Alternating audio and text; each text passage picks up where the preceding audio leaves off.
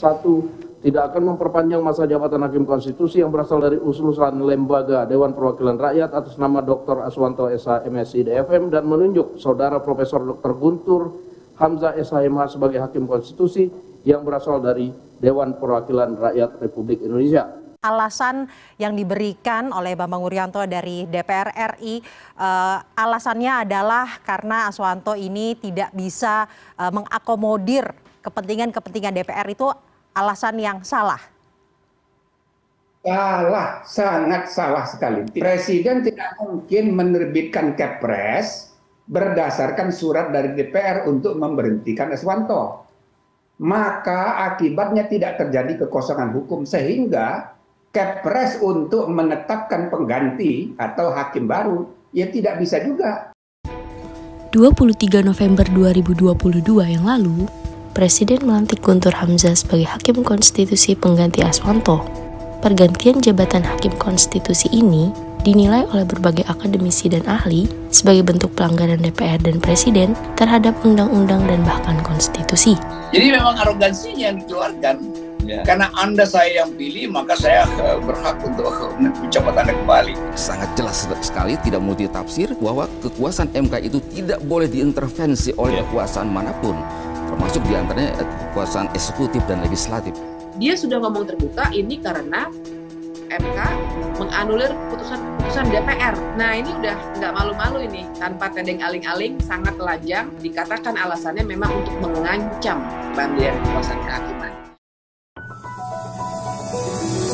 Berdasarkan revisi Undang-Undang Mahkamah Konstitusi terbaru, masa jabatan Hakim Konstitusi yang saat ini menjabat baru dapat diberhentikan ketika berumur 70 tahun dengan catatan tidak melebihi masa jabatan selama 15 tahun. Sedangkan Aswanto baru mulai menjabat sebagai Hakim Konstitusi terhitung dari 21 Maret 2014 dengan usia yang saat ini 58 tahun. Artinya, masa ideal pensiun Aswanto jika merujuk pada Undang-Undang Mahkamah Konstitusi harusnya berakhir pada 21 Maret 2029. Di satu sisi, argumentasi DPR memberhentikan Aswanto adalah karena yang bersangkutan dinilai telah menganulir Undang-Undang Produk DPR di Mahkamah Konstitusi.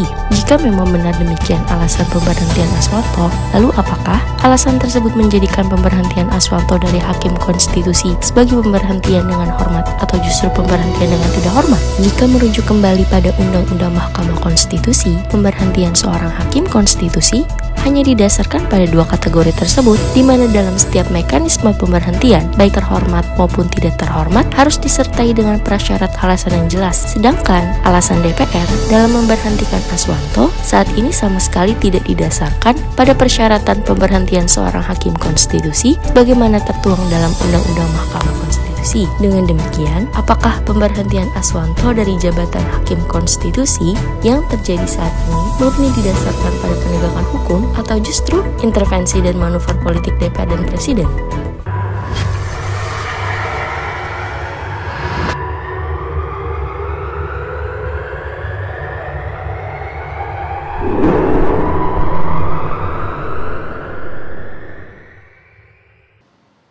Pembacaan Keputusan Presiden Republik Indonesia tentang pengangkatan Hakim Konstitusi.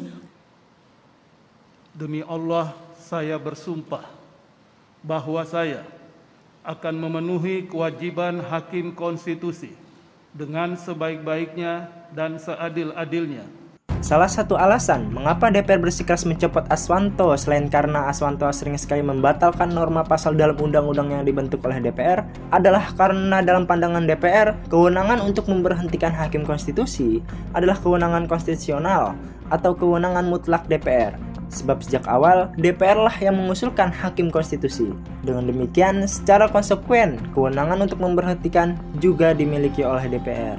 Dalam Undang-Undang Dasar 1945 Pasal 24C ayat 3 memang menyebutkan bahwa Mahkamah Konstitusi mempunyai 9 orang anggota Hakim Konstitusi yang ditetapkan oleh Presiden, yang diajukan masing-masing 3 orang oleh Mahkamah Agung, 3 orang oleh Dewan Perwakilan Rakyat, dan 3 orang oleh Presiden. Berdasarkan bunyi pasal tersebut, frasa yang diajukan oleh masing-masing dimaknai dengan tafsir ekstensif atau perluasan makna oleh DPR. Tidak hanya mengajukan, melainkan juga memberhentikan. Mungkin dalam perspektif DPR dalam kasus ini berlaku asas contrarius actus, yang dalam hukum administrasi umumnya difahami dengan paradigma barang siapa yang mengizinkan sesuatu, maka ia juga berhak juga untuk mencabut izin tersebut. Artinya, dalam konteks ini, DPR hendak menyatakan barang siapa yang mengusulkan hakim MK, maka lembaga tersebut juga berhak untuk mencopot hakim tersebut. Dengan kata lain, pengusulan hakim konstitusi oleh DPR juga dinilai sepaket dengan pemberhentian hakim konstitusi oleh lembaga pengusung. Lalu, benarkah praktik demikian menjadi suatu hal yang dapat diterima secara akademis? Tidak ada kata-kata DPR dapat menghentikan jabatan hakim MK atau mencopot atau memberhentikan. Jadi jabatan hakim MK itu kalau diberhentikan itu kalau pensiun, kalau sakit, melakukan perbuatan tercela, melakukan pidana, itu bisa diberhentikan melalui mekanisme. Jika kembali menelisik Undang-Undang MK sebelum perubahan, masa jabatan hakim konstitusi semula menggunakan konsep periodisasi selama 5 tahun. Artinya, seorang hakim hanya menjabat selama periode tertentu, yaitu 5 tahun dan dapat dipilih kembali untuk 1 kali masa jabatan. Kondisi demikian relatif sama dengan konsep masa jabatan presiden, yaitu selama 5 tahun dan dibatasi hanya 2 periode. Dalam konsep tersebut, memang mungkin diterima pemahaman contrarius actus dengan catatan hakim yang menjabat telah mencapai 1 kali periode. Dengan kata lain, lembaga pengusung dapat mempertimbangkan untuk melanjutkan atau tidak melanjutkan hakim yang telah menjabat pada periode pertama untuk melaju pada periode berikutnya. Namun demikian, perkembangan politik hukum dan peradilan di Indonesia telah menggeser konsep tersebut. Melalui revisi Undang-Undang MK terbaru pada tahun 2020, konsep periodisasi telah dihapuskan dan diganti dengan usia pensiun selama 70 tahun. Artinya, seorang hakim akan menjabat hingga usia tertentu dan tidak tergantung lagi dengan lembaga pengusung. Dengan kata lain, konsep contrarius actus dalam pencopotan sepihak dari lembaga pengusung tidak dapat diterima dalam sistem masa jabatan usia pensiun. Hal ini yang kemudian mendorong para avenger hukum tata negara dan berbagai mantan hakim konstitusi seperti Prof. Jimli, Hamdan Zulfa, bahkan Mahfud MD yang pada 2 Oktober 2022 berkumpul dan memberikan kajian hukum dengan kesimpulan bahwa DPR telah melanggar konstitusi. Dalam kajian hukum tersebut, setidaknya terdapat beberapa poin utama yang menjelaskan mengapa DPR dinilai melanggar konstitusi. Pertama, tidak ada di seluruh dunia praktik hakim diberhentikan oleh parlemen, apalagi jika alasannya adalah karena alasan tidak mengakomodir kepentingan DPR. Sebab, hakim konstitusi bukanlah merupakan perwakilan atau delegasi dari lembaga pengusung. Pasal 24C ayat 3 hanya menyebutkan bahwa hakim diajukan oleh dan bukan dari. Pemaknaan terhadap kata oleh tersebut tidak boleh diartikan sebagai dari, sehingga muncul asumsi keliru bahwa hakim konstitusi seolah merupakan delegasi DPR. Padahal, kata oleh dalam pengajuan hakim konstitusi harus diartikan terbatas pada kewenangan menyeleksi melalui institusi DPR. Dengan demikian, pengajuan hakim konstitusi tidak dapat dimaknai secara bersamaan dengan kewenangan mengganti hakim konstitusi yang sedang menjabat. Kedua, pencopotan Aswanto dari hakim konstitusi sebelum akhir masa jabatannya merupakan bentuk nyata dari upaya meruntuhkan independensi atau kemerdekaan peradilan. Dalam sejarah ketatanegaraan Amerika misalnya, masa jabatan seorang hakim justru dapat mencapai seumur hidup. Hal demikian tidak terlepas dari dialektika para perumus konstitusi Amerika. Alexander Hamilton misalnya menyebutkan bahwa untuk menakar suatu kemerdekaan kekuasaan kehakiman setidaknya dapat dilihat dari 3 faktor: mekanisme pemilihan hakim, masa jabatan hakim, dan pembagian tugas antar peradilan. Mungkin sebagian orang akan bertanya, mengapa masa jabatan seorang hakim harus diatur dengan jangka waktu yang relatif lama? Bukankah itu akan berpotensi menyalahgunakan kewenangan atau abuse of power?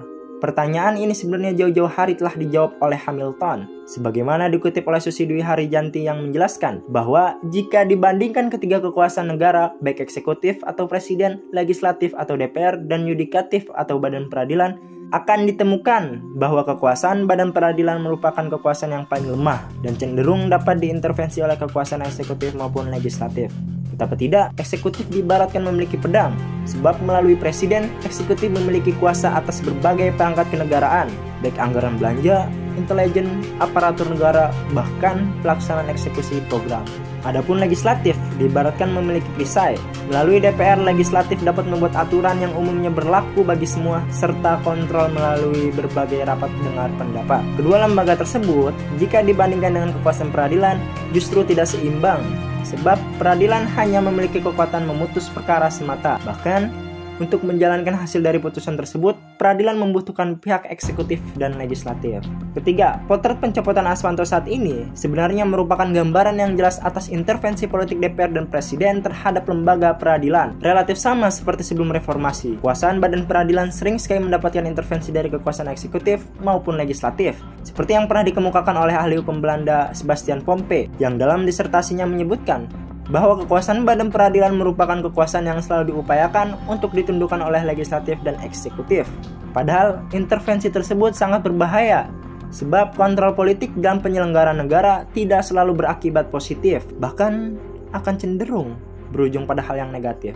Oleh sebab itu, manuver politik dari legislatif maupun eksekutif harus diimbangi dengan penegakan hukum melalui badan peradilan yang mandiri. Itulah mengapa dalam konteks modern ini, jantung dari negara hukum yang demokratis adalah kekuasaan badan peradilan yang merdeka dan bebas dari intervensi politik. Kalau menurut kalian, apakah intervensi politik dalam pencopotan Hakim Aswanto dapat diterima? Berikan pendapat kalian.